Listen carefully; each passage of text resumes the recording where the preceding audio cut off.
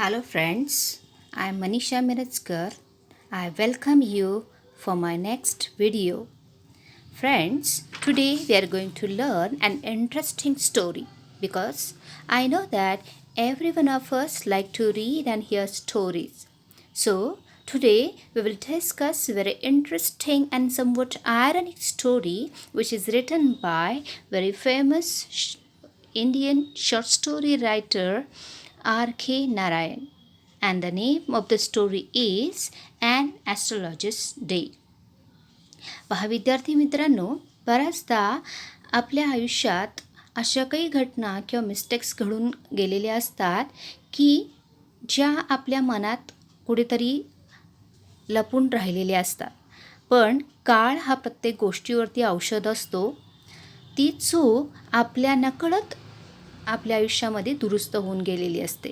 असंच काहीसं या स्टोरीमध्ये जो एक मुख्य पात्र आहे त्या बाबतीत झालेलं आहे, त्याच्या बाबतीत झालेला आहे. So let's discuss the story line by line. And astrologer's day means ज्योतिषाच्या आयुष्यातील एक दिवस. So let's start our story, An Astrologer's Day. Punctually at midday, he opened his bag and spread out his professional equipment. Here, punctually means अगदी वक्तशीरपणे नेहमीच्या वेळेला ठरलेल्या वेळेला. Mid day means मध्यान्ह दुपारच्या वेळी. ही ओपन हिज बॅग, त्याने आपली बॅग उघडली आणि त्याला जी काही प्रोफेशनल इक्विपमेंट त्याच्या व्यवसायासाठी आवश्यक जी काही साधनं लागतात ती त्याने पसरून ठेवली. which was consisted of a dozen cowrie shells, a square piece of cloth which obscure mystic charts on it, a notebook and a bundle of Palmyra writing. या ठिकाणी तुम्हाला असा क्वेश्चन विचारला जाऊ शकतो, give the list of his professional equipments. So तुम्हाला त्यासाठी या ठिकाणी इथं उत्तर मिळणार आहे. कोणकोणत्या गोष्टी त्याच्या प्रोफेशनसाठी आवश्यक होत्या त्याची लिस्ट तुम्हाला इथं सांगायची आहे. विच कन्सिस्टेड ऑफ, इथून ते उत्तर स्टार्ट होते पल्मायरा रायटिंग इथंपर्यंत तुम्हाला उत्तर लिहावं लागेल. सो ह्या सगळ्या गोष्टी तिथं त्याच्या कामासाठी आवश्यक होत्या. त्याच्यामध्ये डझन कावरी शेल्स, कावरी म्हणजे जे कवडी असतात, शिंपले असतात, त्याचा वापर तो करायचा. स्क्वेअर पीस ऑफ क्लोथ, कापडाचा चौकोनी तुकडा, ज्याच्यावरती काही ऑब्स्क्युअर मिस्टिक चार्ट्स लिहिलेले होते. म्हणजे संदिग्ध, ऑब्स्क्युअर मीन्स संदिग्ध, मिस्टिक म्हणजे meaning is given here, mystic and obscure. Mystic means something that relates to supernatural powers and is not easily understood. म्हणजे असं काही जे पटकन आपल्याला समजत नाही, रहस्यमयी असे चार्ट्स त्या ठिकाणी त्या क्लॉथवरती स्क्वेअर चौकोनी कापडावरती लिहिलेले होते. And notebook and bundle of palmyra writing, एक वही होती आणि काही पाल्मायरा रायटिंगचे बंडल होते. So what is palmyra? It's kind of palm, म्हणजे पाम ट्रीचं जे काही साल असतं त्या सालीचा वापर पूर्वीच्या काळी कागद बनवण्यासाठी केला जायचा. तर त्याच्यावरती त्याचं बंडल, त्या लिखाणाचं बंडल त्या ठिकाणी त्यानं ठेवलेलं होतं. सो ह्या सगळ्या गोष्टी तिचे प्रोफेशनल इक्विपमध्ये येतात. His forehead was resplendent with sacred ash and vermilion. त्याचं कपाळ जे होतं ते कपाळ, भव्य असं कपाळ जे होतं ते रेस्प्लेंडंट दिसत होतं. रेस्प्लेंडंट हिअर ब्राईट, डाझलिंग अँड इम्प्रेसिव्ह, चमकदार असं त्याचं ते कपाळ. तर ते चमकदार का दिसत होतं? Because of sacred ash and vermilion, म्हणजे त्याच्यावरती जी काही सॅक्रेड ॲश होती, sacred ash here sacred ash and vermilion means पवित्र अशी राख, आणि वर्मॅलियन म्हणजे जे काही सिंदूर त्याने आपल्या कपाळावरती लावलेला होता त्याच्यामुळे त्याचं कपाळ हे अगदी चमकदार दिसत होतं. His eyes sparkled with a sharp abnormal gleam which was really an outcome of an continued searching look for customers. आणि त्याच्या डोळ्यामध्ये एक वेगळीच चमक होती, आणि हे जे चमक होती ती कशाचं आउटकम होतं, नेमकी का एक वेगळा चमकदारपणा त्याच्या त्या नजरेमध्ये होता. धारदार नजर त्याची it's outcome of a continual searching look for customers. म्हणजे त्याची जी काही सतत त्याची नजर ही शोधत असायची कस्टमर्सला, त्याच्या कस्टमर्सला शोधत असायचा. तर कस्टमर्सना शोधत असणारी नजर, याच्यामुळे त्याच्या त्या नजरेमध्ये चमकदारपणा आलेला होता. For which his simple clients took to be a prophetic light and felt comforted. आणि हीच अशी गोष्ट होती की ज्याच्यामुळे त्याचे जे क्लायंट होते त्याच्या प्रॉफेटिक लाईटमुळे, त्याच्या त्या धारदार नजरेमुळे, डोळ्यामध्ये असणाऱ्या चमक, यामुळे ते कम्फर्टेड होते, त्यांना त्याच्यावरती विश्वास होता. The power of his eyes was considerably enhanced by their position placed as they were between the painted forehead and the dark whiskers which stream down his cheeks. त्याचबरोबर त्याची नजर धारदार का बनलेली होती, त्याच्या डोळ्यामध्ये चमक का होती? Give the reason. Position placed as they were between the painted forehead and the dark whiskers. म्हणजे त्याचे जे कपाळ होतं भव्य दिव्य सिंदूर फासलेलं असं कपाळ, आणि डार्क विस्कर, सिंदूर बरोबर सिंदूर लावलेलं आणि सॅक्रेड ॲश लावलेली, आणि त्याच्या जे डार्क विस्कर्स म्हणजे दाढी, अगदी घनदाट अशी दाढी त्याला होती. Which streamed down the cheeks, म्हणजे त्याच्या गालावरून ओघळणारी अशी त्याची जी दाढी, या दोन गोष्टीमुळे त्याच्या चेहऱ्यावरती चेहऱ्यावरती एक चमकदारपणा दिसत होता, त्याची नजरही धारदार दिसत होती. So even a half wit's eyes would sparkle in such a setting. तर त्याच्या ह्या सगळ्या सेटिंगमुळं, त्याच्या एकूण ह्या रूपामुळं जे अर्धबुद्धी असलेली नजरसुद्धा त्याच्यावरती विश्वास ठेवून जायची, त्याच्याकडे आकर्षित होत असायची. To crown the effect he won't a saffron colour turban around his head. आणखीन इफेक्ट साधण्यासाठी, आणखीन प्रभाव निर्माण करण्यासाठी त्यानं आपल्या डोक्यावरती एक सॅफ्रॉन कलर टर्बन वोंट केलं होतं, म्हणजे गुंडाळलेलं होतं. सॅफ्रॉन कलर शेंद्री रंगाचं टर्बन मीन्स पगडी त्याने आपल्या डोक्यावरती धारण केलेली होती. दिस कलर स्कीम नेव्हर फेल्ड. आणि ह्या सगळ्या त्याच्या ह्या पेहरावामुळं जो एक अचूक असा अट्रॅक्शन लोकांना हवं होतं, लोकांना आकर्षित करण्यासाठी जे आवश्यक होतं ते सगळं त्याने त्या ठिकाणी व्यवस्थितरित्या मॅनेज केलं होतं. People were attracted to him as bees are attracted to cosmos or dahlia stalks. सो लोकंसुद्धा त्याच्या ह्या पोशाखामुळं, त्याच्या एकूण दिखाव्यामुळं त्याच्याकडे अट्रॅक्ट होत असायची. जणू काही त्याचं वर्णन, त्याची कम्पॅरिझन केलेली आहे बीज बरोबर. म्हणजे मधमाशा जशा कॉस्मोसकडे, आकाशाकडे, किंवा डलिया स्टॉक्सकडे, डलिया झाडाचे जे काही फांद्या असतात, ब्रँचेस, स्टॉक्स, देठाकडे जशा आकर्षित होतात, तशा प्रकारे माणसं त्याच्याकडे आकर्षित व्हायची. He sat under the boughs of a spreading tamarind tree which flanked a path running through the town hall park. तर एका उंच असं तिथं एक पसरलेलं टॅमरिन ट्री होतं, चिंचेचं झाड होतं. त्या चिंचेच्या झाडाखाली तो नेहमी बसत असायचा, की टाउन हॉलच्या जवळून जाणारा चिंचोळा रस्ता होता, आणि त्या ठिकाणी त्याचा it was a remarkable place in many veg. ते ठिकाण त्याच्यासाठी अतिशय योग्य होतं, त्याच्या ह्या प्रोफेशनसाठी. का होतं त्याची रिझन इथे पुढे आपल्याला दिलेलं आहे. A surging crowd was always moving up and down this narrow road from morning till night. म्हणजे हा जो रस्ता होता तो अगदी सकाळपासून संध्याकाळपर्यंत प्रचंड गर्दी असणारा रस्ता होता. सर्जिंग क्राऊड म्हणजे प्रचंड गर्दी या रस्त्यावरती कायम उसळलेली असायची. त्याचबरोबर दिवस रात्र अगदी बऱ्याच उशिरापर्यंत हा रस्ता चालू असायचा, लोक ये जा करत असायची. अ व्हरायटी ऑफ ट्रेड्स अँड ऑक्युपेशन्स वर रिप्रेझेंटेड ऑल अलॉंग इट्स वे. त्याचबरोबर या प्रचंड गर्दी होती, रहदारीचा रस्ता होता, बऱ्याच प्रकारची दुकानं, ऑक्युपेशन्स, ट्रेड्स या ठिकाणी होते. सो इथे तुम्हाला आणखीन एक क्वेश्चन विचारला जाऊ शकतो. Give the list of variety of trades and occupations along its way. Along that way. So कुठल्या प्रकारचे ट्रेड व्यापार उदीम त्या ठिकाणी चालत होते, कोणत्या प्रकारचे दुकानं त्या ठिकाणी होती. So medicine sellers of stolen hardware and junk, magicians and above all and auctioneer of cheap cloth who created enough din all day to attract the whole town. या ठिकाणी तुम्हाला लिस्ट दिलेली आहे की कोणत्या कोणत्या प्रकारची दुकानं, ट्रेड्स ऑक्युपेशन्स अवेलेबल होती. मेडिसिन सेलर्स होते, sellers of stolen hardware and junk म्हणजे जे काही हार्डवेअरची चोरलेल्या हार्डवेअरचा जो काही माल असतो त्याचे विक्रेते तिथे होते. जंक म्हणजे जे काही जे काही बऱ्यापैकी न वापरलेलं जुन्या वस्तू असतात त्याची दुकानं त्या ठिकाणी होती. मॅजिशियन होते आणि चीप क्लोथ म्हणजे अगदी जे काही जुने पुराणे कपडे असतात त्याचा लिलाव करणारी काही दुकान, ती विक्री करणारी दुकानं होती.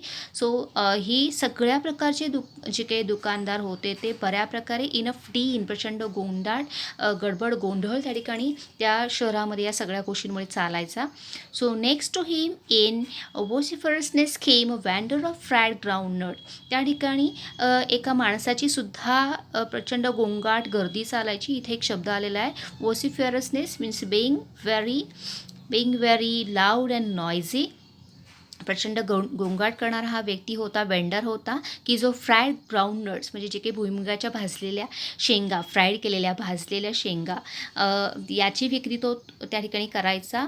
हू गेव हिज वेअर अ फॅन्सी नेम इच डे, की जो आपल्या ह्या वेअरला, मालाला, आपल्या वस्तूला दररोज एका वेगळ्या नावाने बोलवत असायचा. Calling it Bombay ice cream one day on the same daily almond and on the third rajas delicacy. So अशा वेगवेगळ्या नेम्सनी तो आपल्या त्या भुईमुगाच्या भाजलेल्या शेंगांची विक्री व्हावी यासाठी तो त्याची ॲडव्हर्टाइजमेंट करत असायचा. सो हे याही ठिकाणी तुम्हाला क्वेश्चन विचारला जाऊ शकतो, कोणत्या प्रकारचे नेम तो आपल्या फ्राईड ग्राउंडनट्सला देत असायचा. Then and so on and so forth people flock to him. अशा ह्या वेगवेगळ्या नावांच्यामुळे तो ॲड करत असल्यामुळे लोक त्याच्यावरती गर्दी करायचे. फ्लॉक मीन्स गर्दी करणं. A considerable portion of this crowd dallied before the astrologers too. आणि याचाच फायदा, या गर्दीचा फायदा ह्या ॲस्ट्रोलॉजरला व्हायचा. बरेच प्रकारची लोक जी त्या ठिकाणी ह्या ॲस्ट्रोलॉजरच्या पुढे, ज्योतिषच्या पुढे गर्दी करायचे. Here the word dallied means wasted time just hanging around. Timepass करण्यासाठी का होईना काही लोक त्या ॲस्ट्रॉलॉजर्सकडे जमा होत असायची. The astrologer transacted his business by the light of a flare which crackled and smoked up above the groundnut heap nearby. हा जो स्लॅजर होता तो ठराविक आपले प्रोफेशनल इक्विपमेंटच्या व्यतिरिक्त कुठलाही प्रकारचा फारसा भांडवल तो यूज करत नव्हता. इव्हन जी काही त्याच्या कामासाठी लागणारी लाईट होती तीसुद्धा तो स्वतःची वापरत नव्हता. तर कशा प्रकारे तो लाईट मिळवत असायचा याचा आन्सर तुम्हाला इथे मिळेल. Astrologer transacted his business by the light. इथून तुम्हाला त्याचं उत्तर आहे कोणत्या प्रकारे तो लाईटची अरेंजमेंट करत असायचा आपल्या कामासाठी. So of a flare which crackled and smoked up about the groundnut heap near by. म्हणजे तो जो काही भुईमुगाच्या शेंगा भाजून विकणारा व्यक्ती होता त्याच्याकडून जी काही फ्लेअर, जी काही आग प्राप्त होत असायची, जी काही प्रकाश मिळत असायचा त्याचाही तो उपयोग करून घ्यायचा. त्याच्यानंतर then half the enchantment of the place was due to the fact that it did not have the benefit of municipal lightning. या जागेचा आणखीन एक वैशिष्ट्य, त्या जागेची जी काही जागेला जी एक मोहिनी प्राप्त झालेली होती, enchantment, magical effect for or charm, एक जी काही मोहिनी त्या जागेला प्राप्त झालेली होती ती कोणत्या कारणास्तव होती, was due to the fact, एक वस्तुस्थिती होती की it did not have the benefit of municipal lighting. म्हणजे कुठल्याही प्रकारची म्युनिसिपल कडनं लाईटनिंग त्या जागेला प्राप्त होत नव्हती. So the place was lit up by. So ती जागा कशामुळे प्रकाशित झाली होती, तर वेगवेगळ्या जे काही शॉप्स होते, दुकानं होते त्यांच्याकडनं ते जे काही वेगळ्या प्रकारचे लाईट्सचा वापर करायचे त्याचा वापर हा ॲस्ट्रॉलॉजर्स करत असायचा. So shop lights then 1 or 2 had shop लाईटचा वापर करायचा. देन हिझिंग गॅस लाईट्स, काही दुकानच्याकडे काही भगभगते असे गॅस लाईट्स होते, हिझिंग आवाज होतो त्या गॅस लाईटचा, तर तशा प्रकारच्या गॅस लाईटच्या वरती तो काम चालवायचा. And some had naked flare stuck on poles, त्याच्याबरोबर काही पोल्सच्या वरती नेकेड म्हणजे उघड्या अशा ज्या मशाली होत्या त्याचाही त्या प्रकाशाचा तो वापर करायचा. Somewhere lit up by the old cycle lamps and 1 or 2 like the astrologer manage without lights of their own. So अशा प्रकारे स्वतःच्या कुठल्याही प्रकारे लाईटचा कोणतंही साधन त्याच्याकडे नव्हतं, पण इतरांच्या ह्या सगळ्या साधनांचा वापर तो त्याच्या कामाच्यासाठी प्रकाश म्हणून तो करत असायचा. It was a bewildering crisscross of light rays and moving shadows. So ही एक प्रकारची bewildering here meaning bewildering confusing and baffling, म्हणजे गोंधळात टाकणारा ही जी अशी या प्रकाश किरणांची क्रिसक्रॉस म्हणजे क्रिसक्रॉस मीन्स आडव्या उभ्या रेषा, जो ह्या प्रकाश किरणं ज्या उभी तिरपी येत असायची आणि मूव्हिंग शॅडो जे काही सावल्या येणाऱ्या जाणाऱ्या सावल्या, एक प्रकारचं गोंधळून टाकणारी अशी परिस्थिती त्या ठिकाणी होती. So this suited the astrologer very well. आणि हे सगळं ॲटमॉस्फिअर त्याच्या ह्या ज्योतिषाच्या कामाला अगदी सूट होत होतं. For the simple reason that he had not in the least intended to be an astrologer when he began life. आणि हे सगळं का सूट होतो त्याला, त्याच्या मागे खरं रिझन हे होतं की त्यानं आपल्या आयुष्यामध्ये हे कधीही ठरवलेलं नव्हतं. He had not in the list intended to be an astrologer when he began life. आपलं आयुष्य सुरू केल्यानंतर त्याने कधी असं त्यानं ठरवलेलं नव्हतं की आपल्याला ज्योतिषी बनायचं आहे. And he knew no more of what was going to happen to others than he knew what was going to happen to himself next minute. त्याला स्वतःच्या आयुष्याच्या बाबतीत पुढच्या मिनिटाला आपल्या आयुष्यात काय होणार आहे याची माहिती नव्हती, तर तो दुसऱ्यांच्या आयुष्यामध्ये काय घडणार आहे हे कसं सांगू शकत होता. So he was as much a stranger to the stars as were his innocent customers. So त्याची ही जी काही निष्पाप कस्टमर्स लोक त्याच्याकडे यायची भविष्य जाणण्यासाठी, ते जसे ह्या स्टारच्यासाठी तारांच्यासाठी सगळ्या ह्या कुंडली आपलं भविष्य जाणून घेण्यासाठी उत्सुक होते, ते जसे ह्या सगळ्या गोष्टींसाठी स्टार्ससाठी वगैरे स्ट्रेंजर्स होते, आपल्या भविष्याच्या बाबतीमध्ये अनफॅमिलियर होते, तसाच तो सुद्धा आपल्या आयुष्याच्या बाबतीमध्ये आपल्या भविष्याच्या बाबतीमध्ये सुद्धा स्ट्रेंजर होता, एक अनोळखी व्यक्ती होता. Yet he said things which pleased and astonished everyone. पण तरीसुद्धा येट मीन्स तरीसुद्धा असं असूनसुद्धा जे काही तो लोकांना सांगायचा, ही सेड थिंग ज्या काही गोष्टी त्याने लोकांना सांगितलेल्या असायच्या, which pleased and astonished everyone, ते लोकांना आवडायचं आणि लोकांना त्याचं ते बोलणं ऐकून पटायचं आणि ते त्याला ॲस्टॉनिश व्हायचं, त्यांना आश्चर्य वाटायचं की याला कसं आपल्याबद्दल सगळी माहिती आहे. That was more a matter of, मग हे तो इतकी सगळी माहिती अचूकपणे कसा सांगू शकत होता, what's the reason behind it. So त्याचं रिझन इथे आहे. That was more a matter of study, practice and shrewd guesswork. These 3 words are very important here. या 3 गोष्टींच्यामुळेच तो त्याचं जे बोलणं होतं ते लोकांना प्लीज करणारं होतं, त्यांना ॲस्टॉनिश करणारं होतं. So it's matter of study. हा तो जो काही अभ्यास करायचा लोकांच्या स्वभावाचा, लोकांच्या एकूण बिहेवियरचा, त्याचा रोजचा जो काही कामाचा सराव होता, प्रॅक्टिस होती. आणि तिसरी गोष्ट श्रूड गेसवर्क, म्हणजे ते जे काही अचूक तर्क तो काढायचा. अगदी meaning is given here. Shrewd means good or judging people clever. अतिशय हुशारीनं त्यांचा तो अचूकपणे त्यांचा तर्क काढायचा आणि त्याच्या थ्रू मग तो त्यांचं भविष्य सांगत असायचा. So all this same it was as much an honest man's labour as any other. त्यामुळे खरंच एक प्रामाणिक माणूस जशा प्रकारे काम करतो तसंच श्रम तो ह्या कामासाठी घेत होता. And he deserve the wedges he carried home at the end of the day. त्यामुळे तो त्याच्या दिवसभरामध्ये जे काही प्रामाणिकपणे त्याने हे आपलं काम केलेलं असायचं त्याला जे काही वेजेस, जे काही त्याचा दाम मिळत असायचा दिवसाच्या शेवटी तो दाम डिझर्व करायचा. डिझर्व करणं मीन्स हिअर डिझर्व पात्र असणं त्या कामासाठी. ती व्यक्ती त्या दामासाठी, त्याच्या त्या वेजेससाठी मिळणाऱ्या पैशासाठी ती व्यक्ती पात्र होती, कारण तितक्या प्रामाणिकपणे ते काम त्याने केलेलं असायचं. He had left his village without any previous thought or plan. खरं तर त्यानं आपल्या कधीही ठरवलं नव्हतं किंवा प्रिवियस असा कुठलाही विचार किंवा त्याची योजनाही नव्हती की आपल्याला आपलं गाव सोडायचं आहे. If he had continued there he would have carried on the work of his forefathers. याही ठिकाणी तुम्हाला क्वेश्चन विचारला जाऊ शकेल की complete the sentence. If he had continued there, he would have carried then complete. अशा प्रकारे तुम्हाला क्वेश्चन विचारला जाऊ शकेल. सो काय जर ही व्यक्ती आज ज्योतिष झाली नसती तर त्याच्या आयुष्यामध्ये ती काय करत असती, कशा प्रकारे ती काम करत राहिली असती. So if he had continued there he would have carried out the work of his forefathers. So this इथून तुम्हाला त्याचा आन्सर लिहावं लागेल.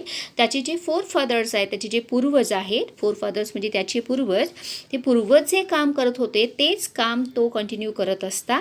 मग कोणत्या प्रकारचे कामं तो करायचा, नेमली टिलिंग दी लँड, जमीन कसायची असेल, नांगरणी करायची असेल, देन लिव्हिंग चरितार्थ चालवणं, मॅरिंग लग्न करणं, देन रॅपनिंग हिज कॉर्नफिल्ड अँड ॲन्सेस्ट्रल होम, त्याच्या वडिलोपार्जित घरी राहणं आणि त्याचं जे कॉर्नफिल्ड होतं म्हणजे मक्याची जी शेती आहे ती शेती करणं, ही कामं तो त्या ठिकाणी करत असता जर तो ॲस्ट्रॉलॉजर झाला नसता तर.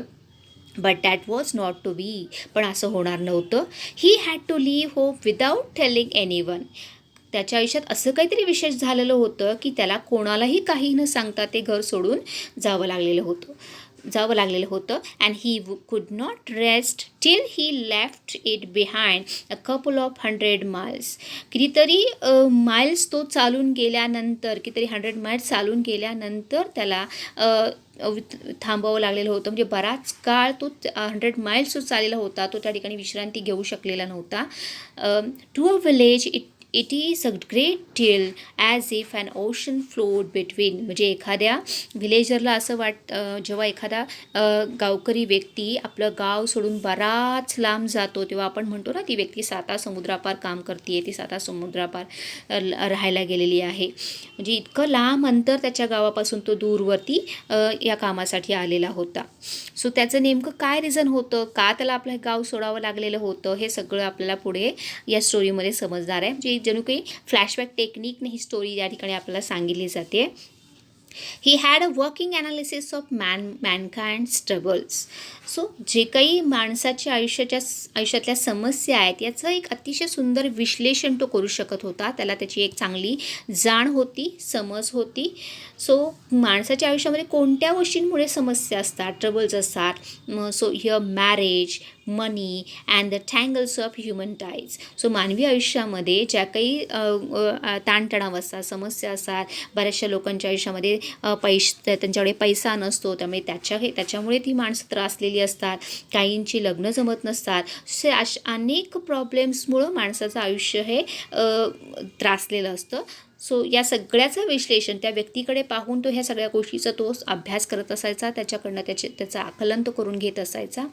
Long practice at sharp and his perception. So आतापर्यंत त्याने जो काही ह्या कामाचा सराव केलेला होता त्याच्यामुळे त्याचं जे परसेप्शन होतं, त्याचं जे ह्या कामाच्या बाबतीतली समज होती, आकलन होतं, ते चांगलं आणखीन शार्प पण झालेलं होतं.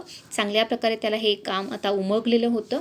Within 5 minutes he understood what was wrong. आणि त्याच्यामुळे अगदी 5 minutesमध्ये 5 मिनिटामध्ये ती व्यक्ती ह्या माणसाच्या बाबतीत काय चुकीचं होतं याचा अंदाज ती लावू शकत होती. या ठिकाणी तुम्हाला प्रश्न विचारलेला आहे, द ॲस्ट्रॉलॉजर कुड understand he problem 5 minutes how. 5 मिनिटात तो कसा अंदाज लावू शकत होता. तर या ठिकाणी तुम्हाला त्या प्रश्नाचा आन्सर मिळेल.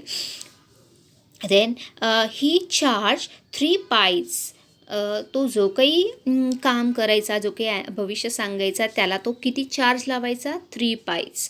म्हणजे पाय हे जसं आपलं आत्ता चलन आहे रुपया, तसं त्या काळामध्ये पायी आणा, 1 आणा, 2 आणा अशा प्रकारे चलन वापरलं जायचं. सो त्या प्रत्येक प्रश्नाच्यासाठी तो 3 pies घेत असायचा. So question never then never opened his mouth till the other had spoken for at least 10 minutes. पुढची व्यक्ती 10 मिनिट पूर्णपणे 10 मिनिट जोपर्यंत ती बोलत नाही आहे तोपर्यंत ती स्वतःचं तोंड उघडत नसायचा. विच प्रोव्हाइडेड हिम, आणि याचाच फायदा त्याला काय व्हायचा, 10 मिनटात तो त्या पूर्णपणे त्या कस्टमरला बोलू द्यायचा. Provided him enough stuff for a dozen answers and advice. So त्याने 10 मिनटं जे बोलला त्याचाच वापर करून तो त्याला अनेक प्रश्नांची उत्तरं आणि त्याला जे सल्ले द्यायचे आहे ते त्याला इनफ स्टफ, पुरेसं असं जे काही लागणाऱ्या गोष्टी आहे ते त्याला त्यातनं मिळत असायचं.